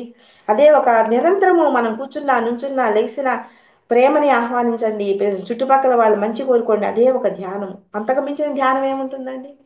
మనం వంట చేసేటప్పుడు ఆ విధంగానే చేయొచ్చు. ప్రతి ఒక్కటి ధ్యానం. మన ఇంట్లో వాళ్ళు ఎవరు మారలేదు, మనం వంట చేసేటప్పుడు దానిలోకి ప్రేమ తరంగాలను పంపండి, కాంతి తరంగాలను పంపండి, మంచినీళ్ళు ఇచ్చేటప్పుడు కాంతి తరంగాలను పంపండి, టీ ఇచ్చేటప్పుడు కాంతి తరంగాలను పంపండి. ప్రతి క్షణం మనం ఇంకేమీ ఆలోచించవద్దు, ఎవరు ఏదన్నా అనుకున్నా మనకు అనవసరం. నేను మీతో బాగున్న వాళ్ళకి ప్రేమ చైతన్యాన్ని పంపండి, కాంతిని పంపండి. ప్రతి ఒక్కరికి ఈ విధంగా చేస్తూ ఉంటే మనం అద్భుతమైనటువంటి సమాజాన్ని చూడొచ్చు, అద్భుతమైనటువంటి రాబోయే తరాన్ని చూడొచ్చు. ప్రతి పిల్లలు వెళ్తుంటే ఆ పిల్లలందరూ కూడా శాకాహారులుగా బ్రతకాలనుకోండి, శాకాహారులుగా జీవించాలనుకోండి, ఇంకా అంతకు మించి మనం ఆలోచన ఏం అక్కర్లేదు. అవే తరంగాలు వెళ్ళిపోతాయి అన్నమాట. అట్లాగే ఇంకా చెప్తున్నారండి, మానవులు తప్ప ఇతర ప్రాణి కోటి మొత్తం కూడా ధ్యానం చేస్తుందంట. ఇది నిజమే కదా? పత్రి గారు ఎంతో ఇదిగా చెప్తున్నారు ఈ మాట. ఒక్క మానవులే చేయట్లా, ప్రతి ప్రాణి కోటి చేస్తుంది అని అంటున్నారు. కోడి చూడండి, అది తిన్నంతసేపు తిని కాముగా తన ముక్కుని రెక్క కింద పెట్టుకుని పడుకుంటుంది. మేక చూడండి, తిన్నంతసేపు తింటది, తర్వాత పడుకుని నిదానంగా నమరేసుకుంటా కూర్చుంటుంది. గేదెలు చూడండి, నమరేసుకుంటా కళ్ళు మూసుకుంటాయి. ప్రతి జీవి చేస్తుందంటండి ప్రకృతిలో. కుక్క చూడండి, తనకి ఏదైనా రోగం వచ్చినా కూడా తన నాలుక మీద ఉన్నటువంటి ఆ వీటితో ఈ పుండులతో సహా నయం చేసుకోగలదు. అంటే వాటికి అంత రోగ నిరోధక శక్తి ఉంది. ప్రతి ఒక్కటి కూడా, ప్రతి ఒక్క జీవి కూడా ధ్యానం చేస్తున్నట్టు. ఒక్క మనుషులే చేయట్లా. ఈ మనుషులు ఈ తప్పు చేస్తున్నారు, ఈ తప్పును ఒకటి సరిదిద్దుకోండి, ఎంతో అద్భుతంగా బ్రతుకుతారు మీరు. ఈ తప్పును ఒకటి సరిదిద్దుకుంటే మీలో ఉన్న దైవత్వాన్ని మేల్కొల్పుకోండి, మీలోనే ఉంది ఆ దైవము, మీరే ఆ దేవుళ్ళు అని చెప్పేసి ఎంత గొప్పగా చెప్తున్నారు చూడండి. ధ్యానం చేయబోయి మనసును నిలుపుబోయి దృష్టిని ఏకం చేయబోయి, ఇదే బ్రహ్మంగా చెప్పినా ఎవరు చెప్పినా. మన గురువు గారి సందేశం కూడా ఇదే. ధ్యానం చేసి హృదయ సంపుటల్ని చదవండి, మిమ్మల్ని ఎలా తెలుసుకోవాలో కూడా ఎంతో అద్భుతంగా చెప్తున్నారండి. మనల్ని మనం ఎలా తెలుసుకోవాలో కూడా ఎంత అద్భుతంగా చెప్తున్నారు. ఇంకో పద్యం ద్వారా చూద్దాం. పుస్తకము చదువ పూర్ణత్వమబ్బదు, హృదయ సంపటములు చదవవలయు, పారిశుద్ధమొక్కటే పరమాత్మ చేర్చును. పుస్తకము చదువ పూర్ణత్వమబ్బదు, హృదయ సంపుటముల చదువవలయు, పారిశుద్ధ్యమొక్కటే పరమాత్మ చేర్చును. కాళికాంబహంస కాళికాంబ. పుస్తకాలు తప్పకుండా చదవాలండి, కానీ చదివితేనే పూర్ణత్వం అనేది రాదు. పుస్తకాలు చదివితే పూర్ణత్వం అనేది రాదు అని చెప్తున్నారు. పుస్తక జ్ఞానం ద్వారా అర్ధపూర్ణత్వమే వస్తుంది. స్వాధ్యాయం చేస్తే పరిపూర్ణత్వం అనేది ఎప్పుడూ కూడా రాదు అని చెప్తున్నారు. హృదయ సంపుటములు చదవవలేను అంటే ధ్యానంలో కూర్చుని ఆత్మ పదార్థం నేనే అని తెలుసుకోవాలి. అప్పుడు నీవెప్పుడైతే నీలోకి నువ్వు ప్రయాణిస్తావో అప్పుడు పూర్ణత్వం అనేది పూర్తిగా వస్తుంది. ఇప్పుడు పత్రిజీ గారి పుస్తకాలు చదవండి, తప్పనిసరిగా చదవండి చదవండి చదవండి అన్నారు. ఎందుకు? ఈ ధ్యానంలో కూర్చుంటే తెలుసుకున్నది దాన్ని ఇంకా కొంచెం పెంచుకోవటానికి అనమాట. అందుకని చెప్పేసి ఇక్కడ చెప్తున్నారు. ఎప్పుడైతే హృదయ సంపుటాలు మనం చదవడం వలన అంటే మనలోకి మనం ఎప్పుడైతే ప్రయాణిస్తామో అప్పుడు తప్పకోకుండా మనకి పూర్ణత్వం వస్తుందంట. ఎట్లా వస్తుంది? ధ్యానం ద్వారా పూర్ణత్వం వస్తుంది, స్వాధ్యాయం ద్వారా అర్ధపూర్ణత్వం, మరి ధ్యానం ద్వారా నిరంతర సజ్జన సాంగత్యం ద్వారా పరిపూర్ణత్వం వస్తుంది. అట్లాగే ఏది మర్చిపోవద్దు అంటున్నారు. సజ్జన సాంగత్యం ద్వారా కూడా పరిపూర్ణం వస్తుంది. అంటే మనలాగా ఇప్పుడు మనం ఇప్పుడు చేసుకుంటున్నట్టు సజ్జన సాంగత్యము చేసుకోవాలి, స్వాధ్యాయం పుస్తకము చదవాలి, అలాగే ధ్యానము చెయ్యాలి. నిరంతర ధ్యానం, స్వాధ్యాయం, సజ్జన సాంగత్యం ద్వారానే పరిపూర్ణత్వం పొందగలుగుతారు మీరు అని చెప్పేసి చెప్తున్నారు. కేవలం పుస్తకాలు చదివితే పూర్ణత్వం రాదు. ఇప్పుడు మనము ఈ చదువులను ఎన్నో చదివిస్తున్నామండి పిల్లల్ని. ఆ పుస్తకాలు చదివితే నిజంగా జ్ఞానం ఉందా వాళ్ళకి?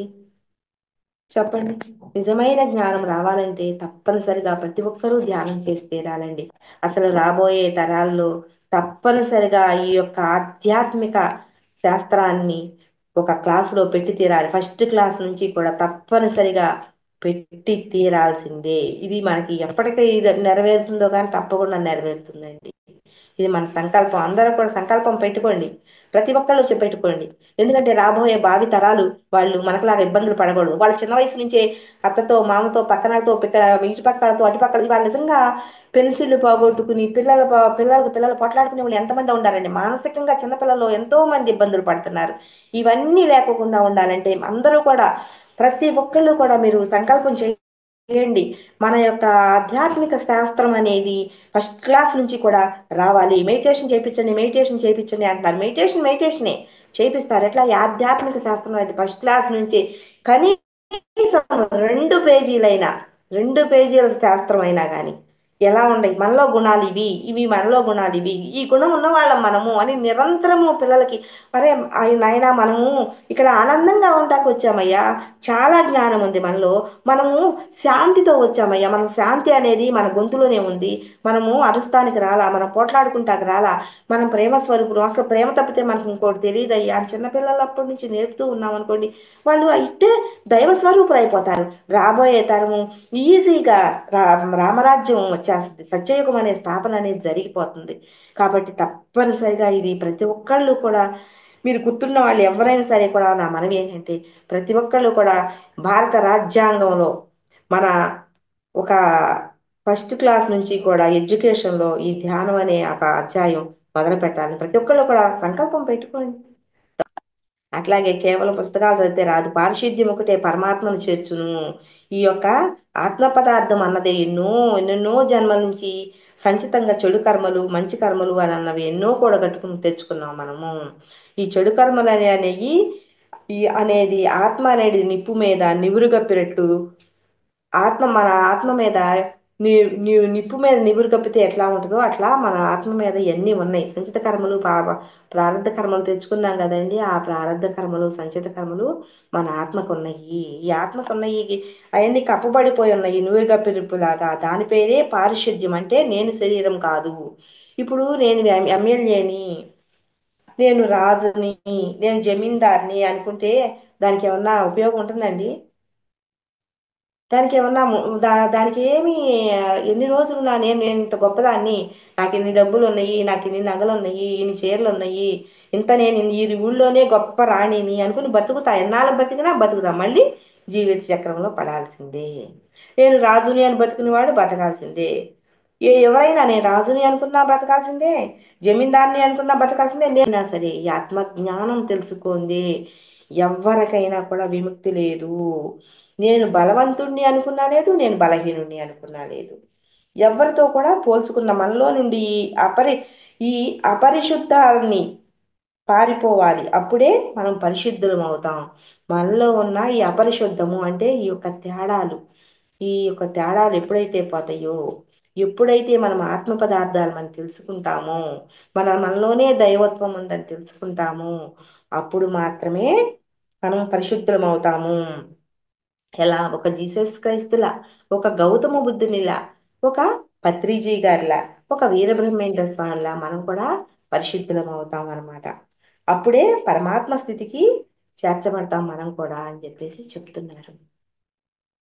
హృదయ సంపుటములు చదవాలి అంటే, హృదయ సంపుటాలను చదవాలంటే దాని పేరే ధ్యానం. ధ్యానం యొక్క నిర్వచనమే హృదయ సంపుటాలు చదవటం అంటే. హృదయాన్ని తెరవటం అన్నా కూడా అదే. మనసు మూయబడితే హృదయం తెరవబడుతుంది. ఈ చూడండి ఎంత గొప్పగా ఉందో, మనసు మూయబడితే హృదయం తెరవబడుతుంది అని.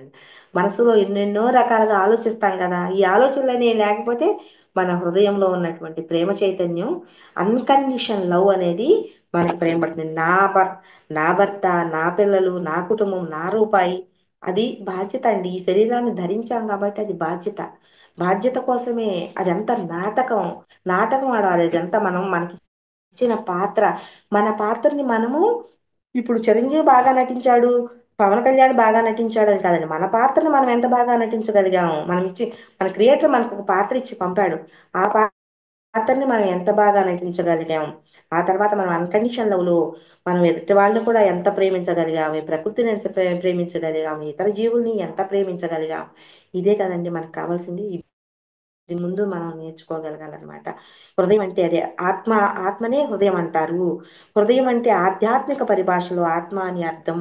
ఆత్మ యొక్క సంపుటలు తెరవవలను. మనసు చిత్తవృత్తి నిరోధం జరిగినప్పుడే హృదయం యొక్క అంటే ఆత్మ యొక్క సంపుటాలు తెరవబడతాయి అని చెప్పేసి ఎంతో గొప్పగా చెప్పారండి. అసలు కాళికాంబ అంటే ఏంటి అని మీకు చెప్తాం. కాళికాంబయనుట లీలా వినోదంబు కాదు కాదు, హంస కాళికాంబ. హంస కాళికాంబ ఆత్మ కాళిక సుమా. కాళికాంబయనుట లీలా వినోదంబు కాదు కాదు, హంస కాళికాంబ. హంస కాళికాంబ ఆత్మ కాళిక సుమా. కాళికాంబ హంస కాళికాంబ. హంస అంటే శ్వాస అని అందరికీ తెలిసిన విషయమే. ఇక్కడ కాళికాంబ అంటే అదేదో కాళి కాదు, ఏదో 4 చేతులు 8 చేతులు 6 చేతులు 4 తలలు ఉన్నటువంటి 8 చేతులు 8 పురులు ఉన్న కాళిక కాదు అనుకుంటారేమో. అది మాత్రం కాదు అంటున్నారు. ఆ స్వరూపం అయితే కాదు. ఆత్మ అంటే కాళికతో పోల్చారు ఆత్మని. మరి అంతే కదండి, అసలు ఎక్కడెక్కడికి వెళ్తుందో సంబంధం లేదు. అసలు ఏం గజిబిజి గందరగోళం చేస్తుందో సంబంధం లేదు. ఆత్మ అంటే, అంబ అంటే శక్తి, కాళికా అంబ అంటే ఆత్మ యొక్క శక్తి.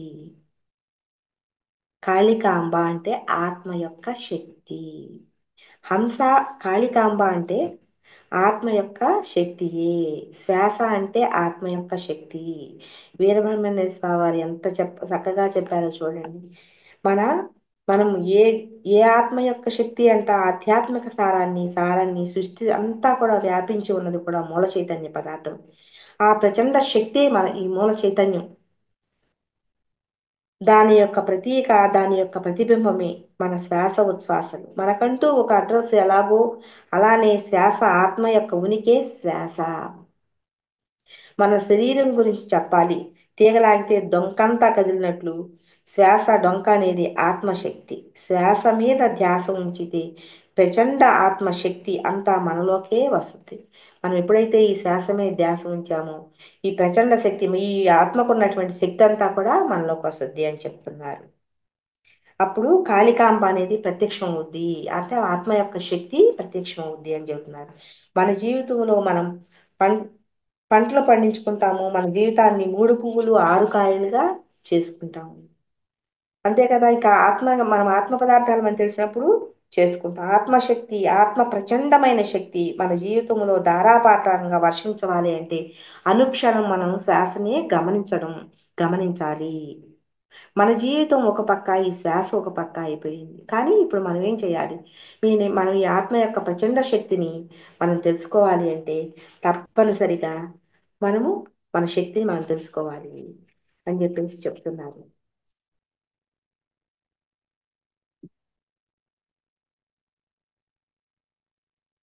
అలాగే ప్రతి ఒక్కళ్ళము కూడా ఈ వీరబ్రహ్మేంద్ర స్వామి గారు అందించినటువంటి ఆత్మజ్ఞాన సారాన్ని అందరం కూడా తెలుసుకోవాలంట. ప్రతి ఒక్క పిరమిడ్ స్పిరిచువల్ సొసైటీ కూడా, ఈ పిరమిడ్ స్పిరిచువల్ సొసైటీ వాళ్ళందరూ కూడా ఈ యొక్క వీరబ్రహ్మేంద్ర స్వామి వారి యొక్క ధ్యానం చేయాలి అని చెప్పేసి. మాస్టర్స్, మై డియర్ గాడ్స్, మీరందరూ కూడా కడప జిల్లాలోని బ్రహ్మంగారి మఠానికి వెళ్ళండి, ధ్యానం చేయండి, సకల గురువులు మీ దగ్గరకు వస్తారు అని చెప్తున్నారు పత్రిజీ గారు.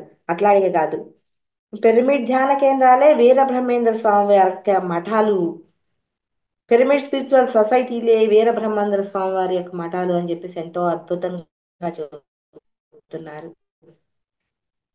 వీరబ్రహ్మేంద్ర స్వామి వారు మనకు అందించినటువంటి దీన్ని మనం ప్రతి ఒక్కళ్ళం కూడా ఈ ధ్యానం చేద్దాం. అందరము కూడా దివ్య దృష్టి సంపన్నం అవుదాం. మన అందరం కూడా మన జగద్గురువు పత్రిజీ గారి యొక్క ఆశల్ని అందరం కూడా నెరవేరుద్దాం.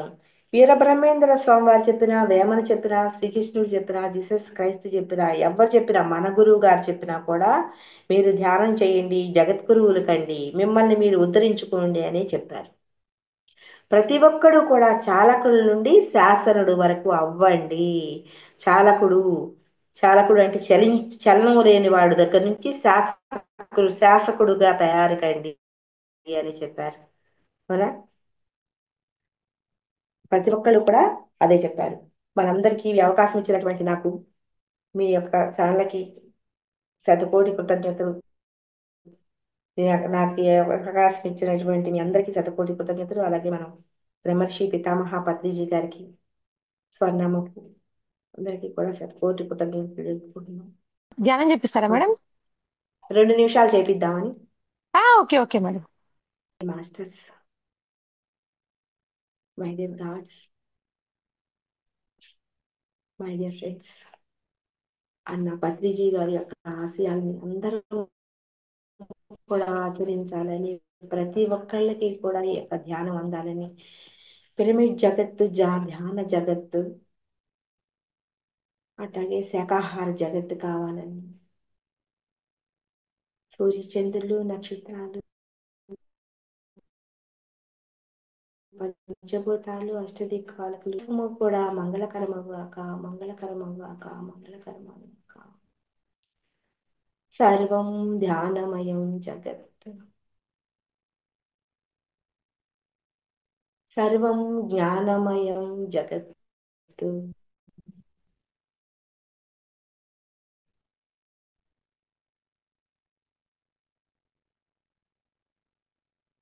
సర్వం పిరమిడ్మయం జగత్తు. సర్వం శాకాహారమయం జగత్తు.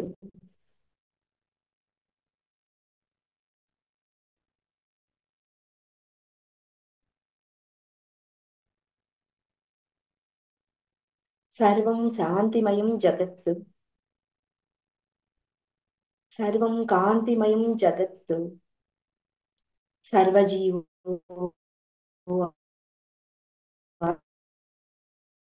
ఆత్మజ్ఞాని భవంతు.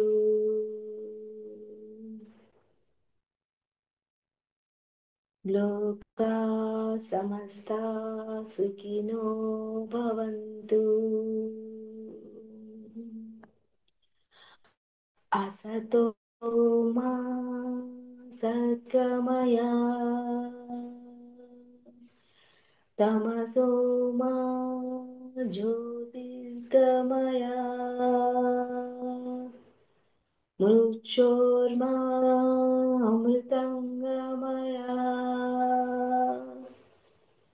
ఓం శాంతి శాంతి శాంతి.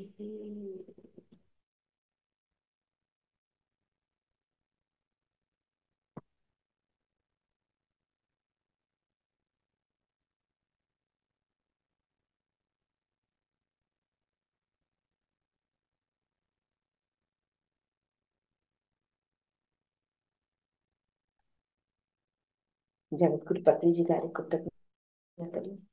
మనకి ఇప్పటి వరకు సహకరించిన మన బాడీ కృతజ్ఞతలు తెలుపుకుందాం. ఈ యొక్క ఫోన్కు కృతజ్ఞతలు తెలుపుకుందాం, మనందరినీ కలుపుతున్నందుకు. అట్లాగే మీ సొసైటీ మీకు అందరికీ కూడా శతకోటి కృతజ్ఞతలు తెలుపుకుందాం. కళ్ళ మీద పాలించుకొని చేతులు 4 3 2 1 0 నిదానంగా కళ్ళంతరిస్తూ చిరునవ్వుతో కళ్ళు చూసుకోండి. థ్యాంక్ యూ మాస్టర్స్, నాకు ఈ అవకాశం ఇచ్చిన మీ టీం వారికి అందరికీ కూడా శతకోటి కృతజ్ఞతలు. ధన్యవాదాలు. Thank you so much madam.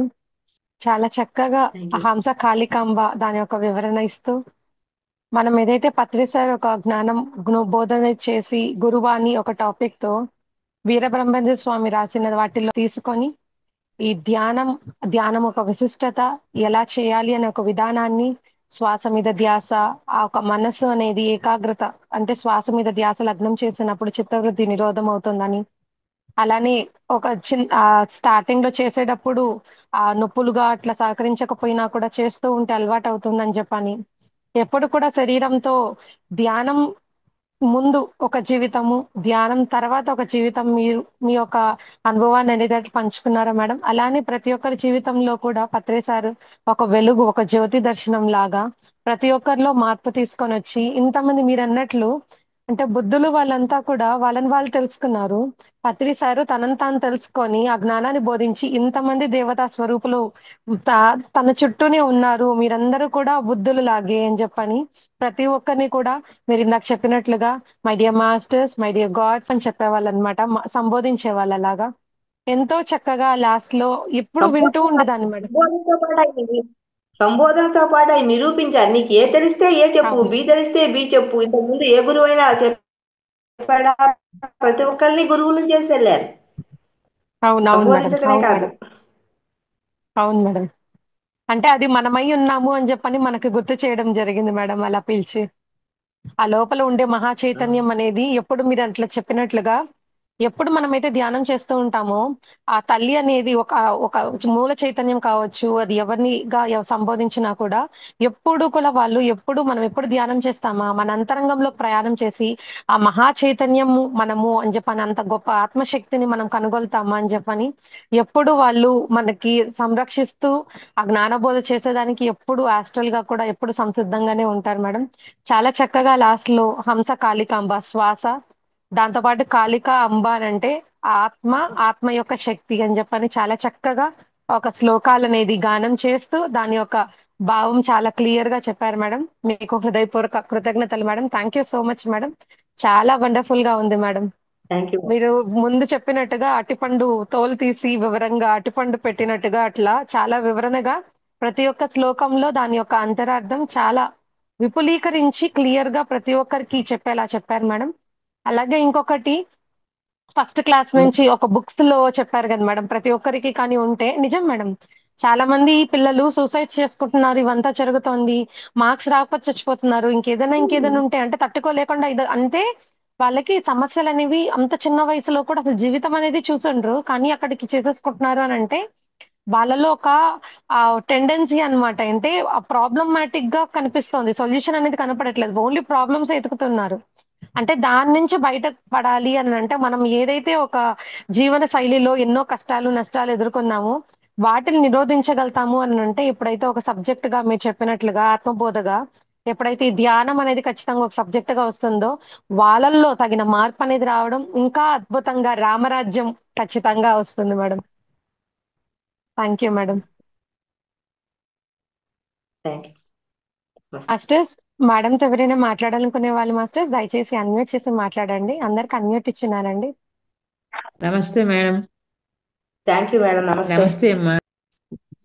కానీ చూడు, ఆవిడ ఈ వయసులో ఎంత జ్ఞానాన్ని పంచారంటే గ్రేటే కదా. ఆవిడ జ్ఞానాన్ని చాలా చక్కగా చెప్పారు.